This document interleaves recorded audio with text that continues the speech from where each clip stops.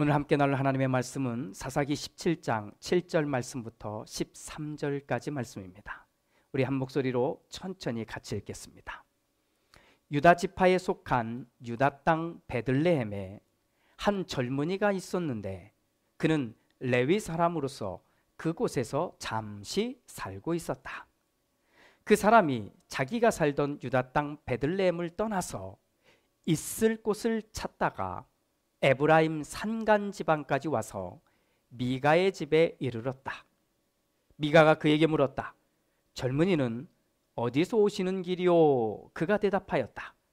나는 유다 땅 베들레헴에 사는 레위 사람인데 있을 곳을 찾아 다니고 있습니다.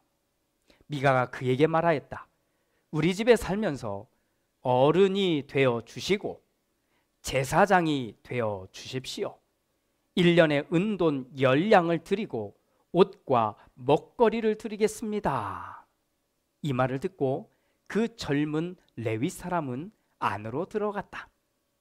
그 젊은 레위 사람은 미가와 함께 살기로 하고 미가의 친아들 가운데 하나처럼 되었다. 미가가 그 레위 사람을 거룩하게 구별하여 세우니 그 젊은이는 미가 집안의 제사장이 되어 그의 집에서 살았다. 그래서 미가는 자기가 이제 레위 사람을 제사장으로 삼았으니 주님께서 틀림없이 자기에게 복을 주실 것이라고 생각하였다. 아멘.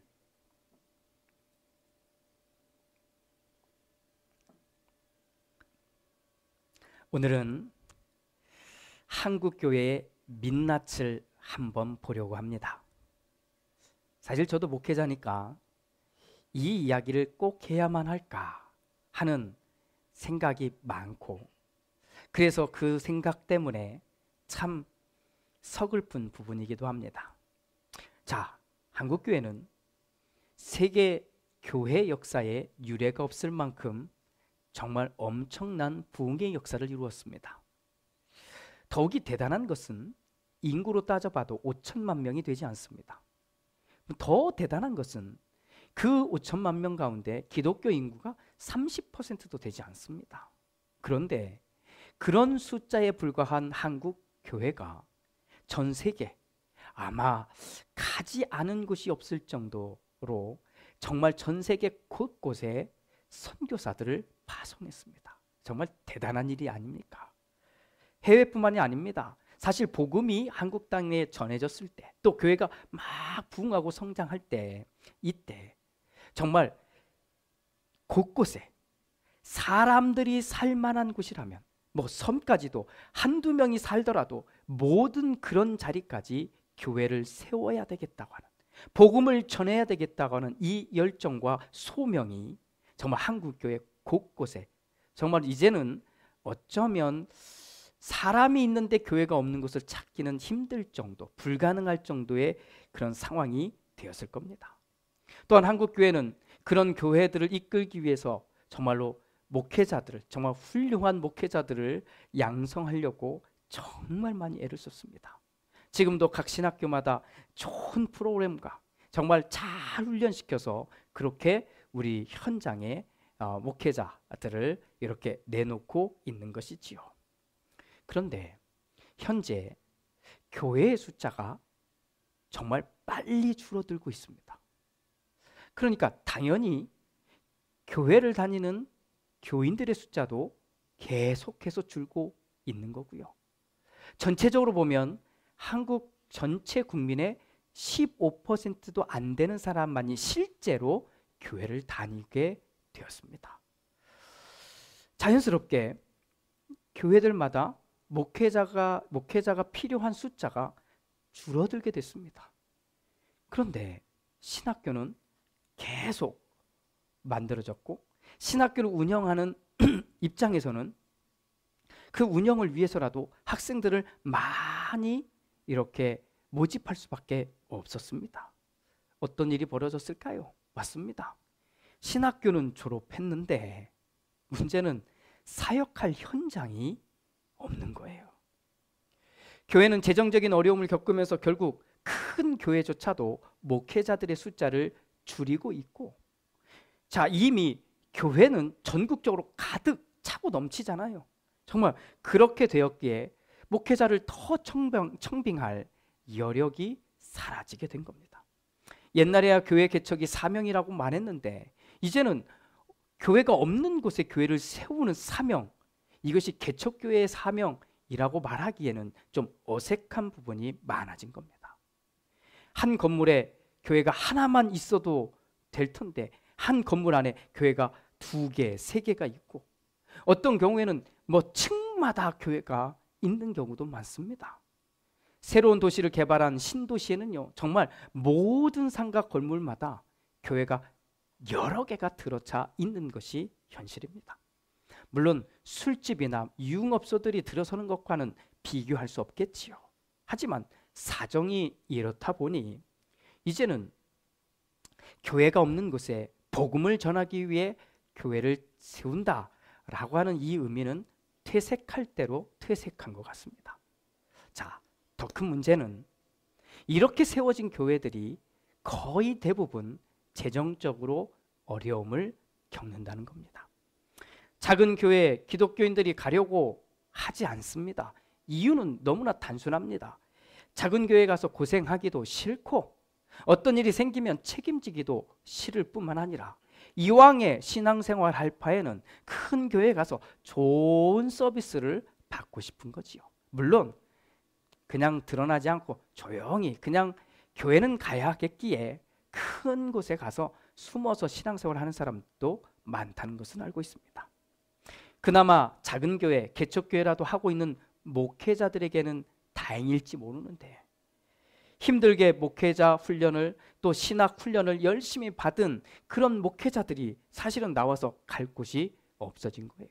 그래서 이 말은 상당히 오래전부터 나오게 됐는데 한국 교회 안에 있는 목회자들 사이에서도 금수저니 흙수저니 하는 이야기가 벌써부터 나온 겁니다. 비단 세습 문제 이것까지 가지 않아도요, 이미 한국 교회 안에는 이런 내용 때문에 서글픈 이야기들이 오고 가고 있는 거지요.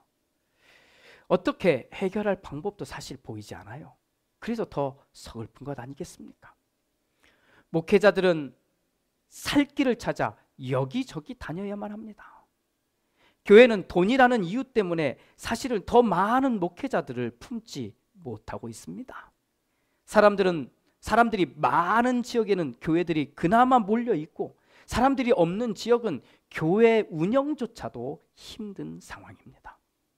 교회에서 목회자는 영적인 리더가 아니라 여러 후보들 중에 채용된 사람이 되었습니다.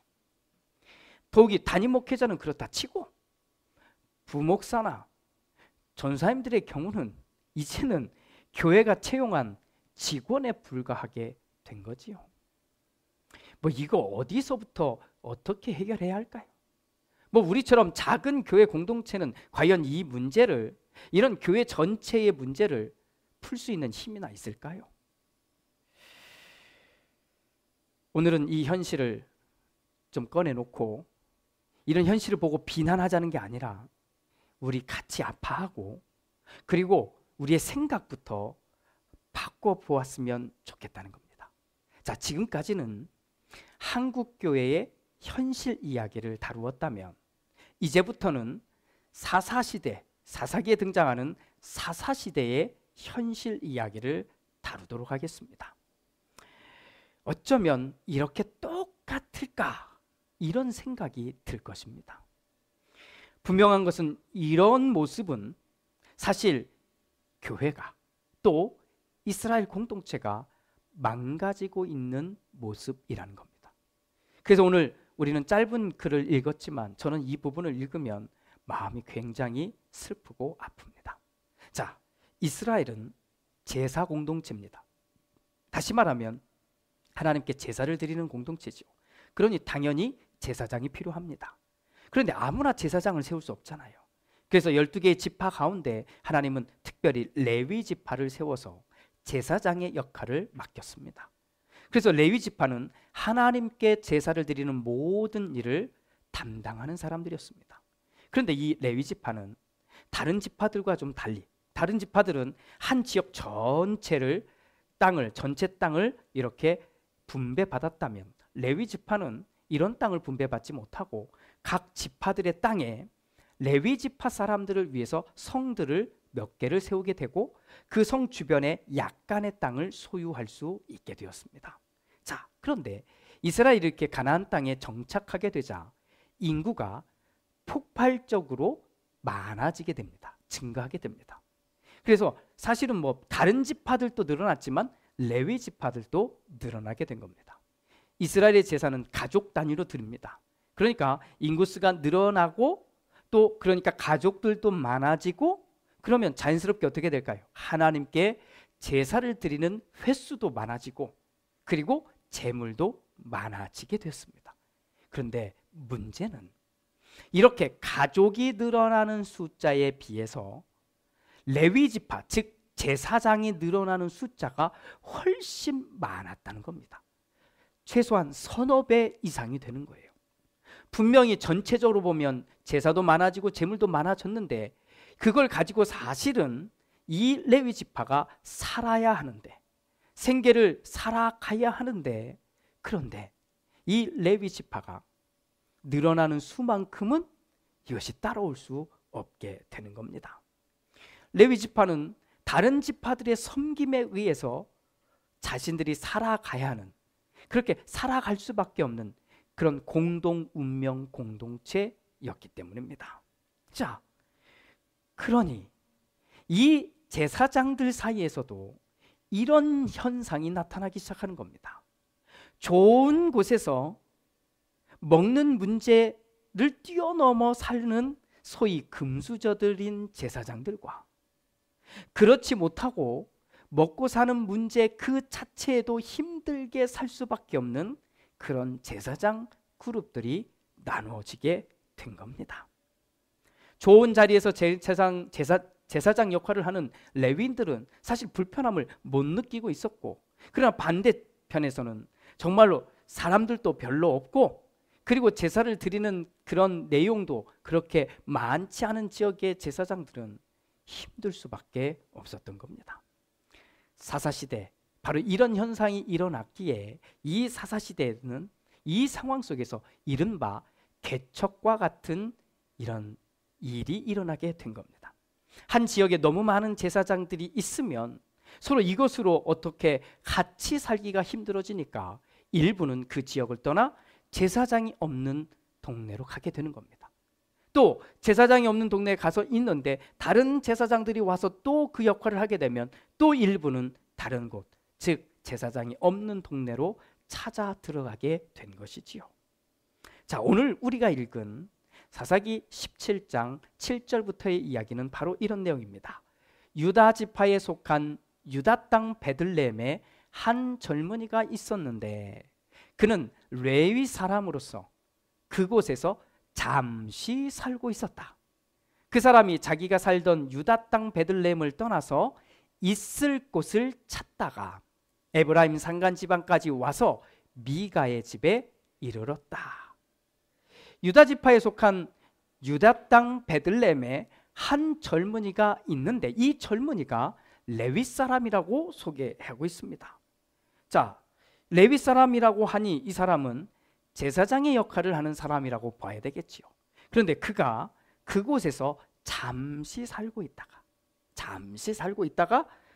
지금 다른 살 곳을 찾아서 옮겨가고 있다는 겁니다. 잠시 거주하고 있을 뿐 또 새로운 곳을 찾아 떠나가고 있는 내용을 말해주고 있는 겁니다. 보십시오. 그 사람이 자기가 살던 유다 땅 베들레헴을 떠나서 있을 곳을 찾다가 에브라임 산간 지방까지 와서 미가의 집에 이르렀다. 자, 베들레헴이란 이름은 우리에게 익숙합니다. 왜입니까? 예수님이 태어난 동네잖아요. 자, 그런데 그 신약의 이야기를 빼고 구약의 이야기로만 읽으면 굉장히 새롭습니다. 왜냐하면 다른 곳에 별로 등장하지 않는 동네가 조그마한 동네가 베들레헴이거든요. 자, 앞서 이야기했던 내용을 다시 한번 생각해 보겠습니다. 각 지파에 몇 군데씩 레위 지파를 위해서 성을 세웠다고 했습니다. 이것을 다 모아보면 모두 48개의 레위인들의 성읍이 있었는데 이 베들레헴에는 그 성읍이 없었던 거예요. 그러자 잘 보세요. 이 젊은 제사장은 베들레헴에 온 거예요. 그래서 그곳에서 제사장의 역할을 하고 있었는데 무슨 연유인지 몰라도 그곳에 더 이상 있게 되지 못하고는 떠나는 겁니다. 어디로? 에브라임 산간 지방으로. 그러니까 에브라임 산간 지방, 그냥 산으로 가게 된 거지요. 자, 왜 이 젊은 제사장은 베들레헴에 잠시 거주했을까? 또 왜 떠났을까? 이거에 대해서 성서학자들은 이렇게 대답을 합니다. 이른바 개척이었다고.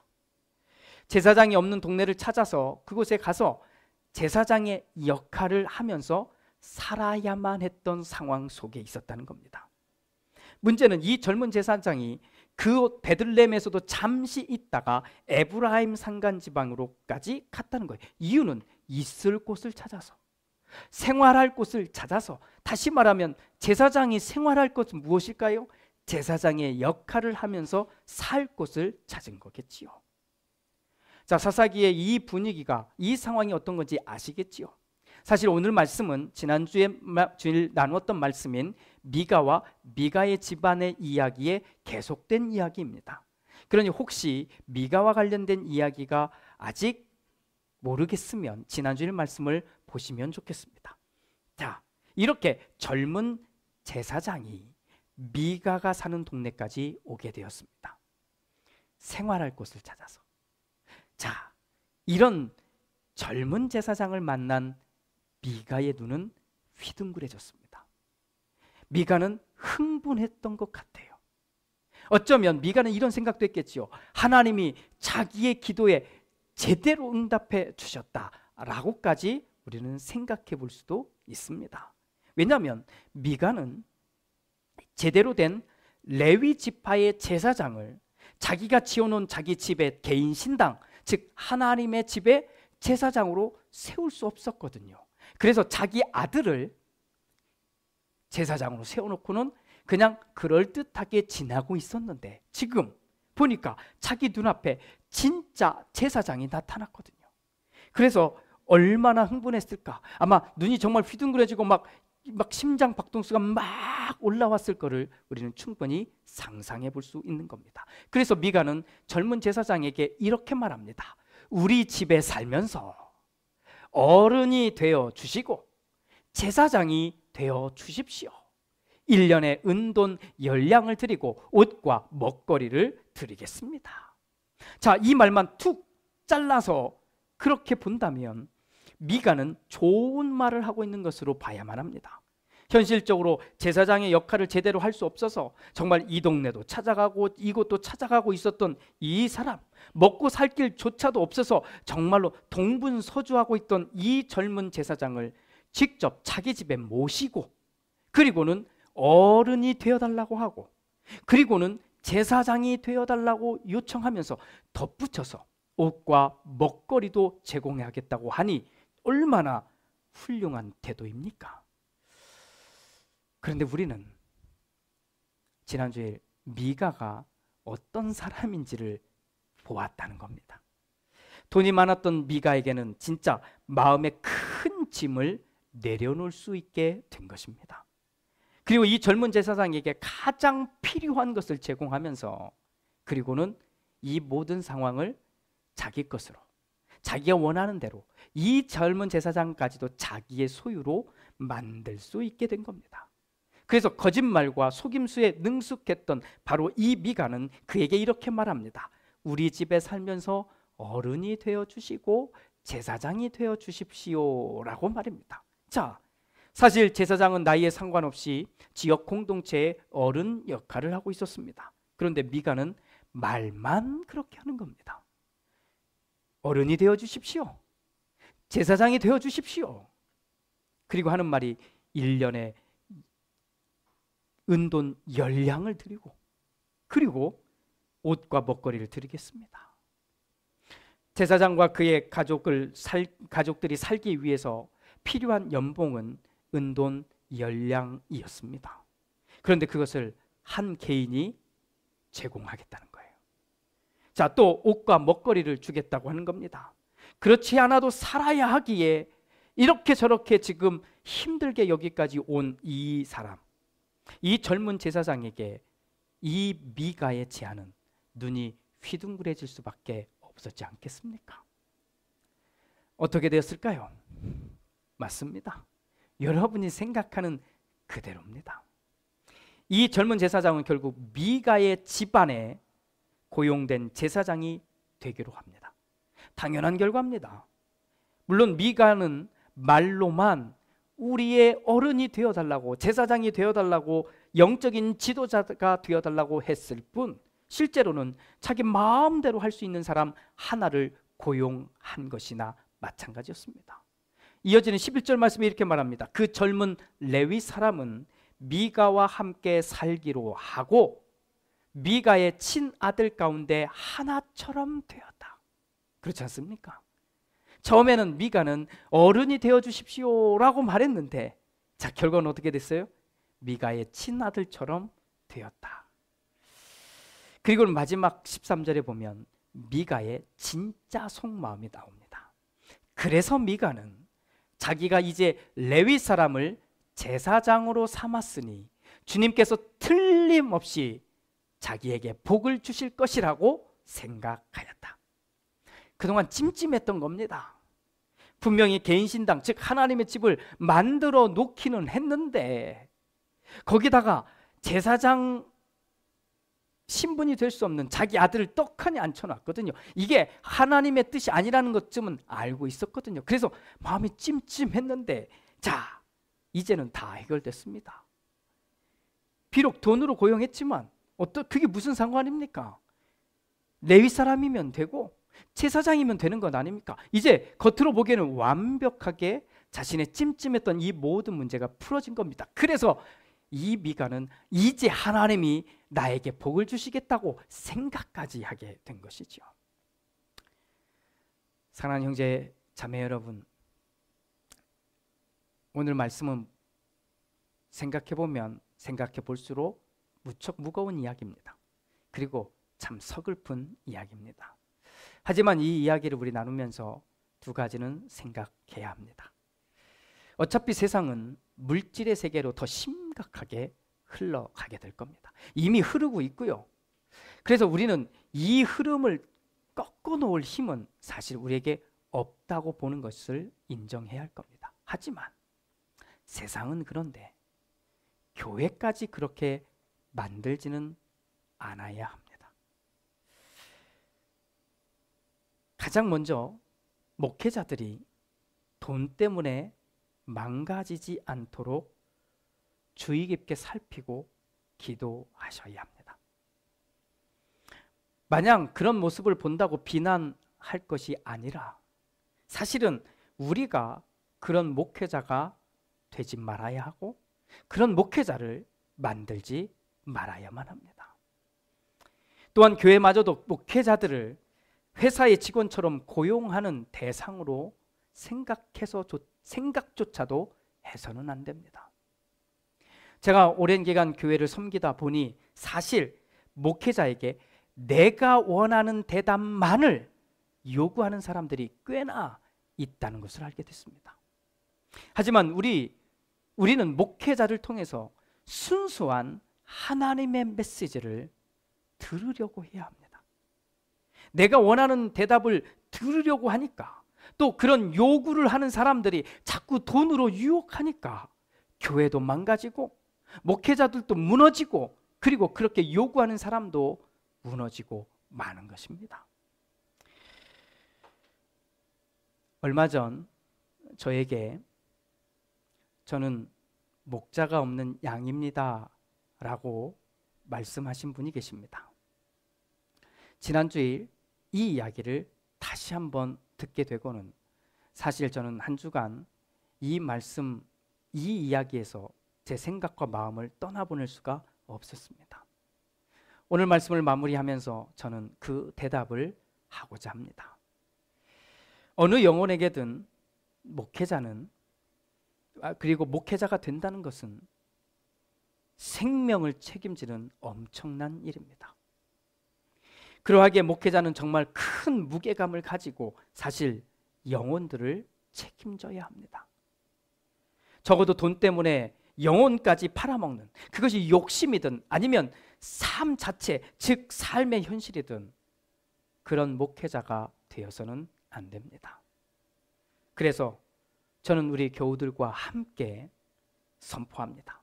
당연한 이야기로 듣지 마시고 이 이야기를 꼭 지킵시다. 하나님의 말씀을 잘 준비해서 영혼에게 잘 먹이도록 하겠습니다. 또 한 영혼을 위해 깊이 기도하겠습니다. 그리고 주님의 길을 함께 걸어가도록 하겠습니다. 그러니 여러분은 미가와 같은 사람이 되지 마십시오. 또 저는 이 젊은 레위 사람처럼 되지 않겠습니다. 기도합니다. 주님, 우리 교회에, 우리 기독교에 보여주고 싶지 않은 한 면을 오늘은 보았습니다. 그래서 나누는 동안 계속 마음이 아프고 서글픕니다. 그래도 주님, 수천 년 전 있었던 이스라엘 공동체 안에도 이 문제가 있어서 오늘 우리가 우리의 모습을 거울처럼 보게 해 주셨습니다. 더는 엇나가지 않는, 더는 벗어나지 않는 목회자들이 되게 하시고, 더는 이것을 용납하는, 그냥 내버려 두는 교회가 되지 않도록 도와주옵소서. 또한 목회자들조차도 돈으로, 세상적인 방법으로 내 것으로 만들 수 있고 내 소유물로 내가 고용하는 대상으로 만들 수 있다는 조그마한 생각조차도 우리가 품지 않도록 지켜주옵소서. 그리고는 우리 안에, 목회자와 또 성도 안에, 목자와 양 사이에 신실한, 순수한 하나님의 말씀만 있게 하옵소서. 예수님의 이름으로 기도드립니다. 아멘.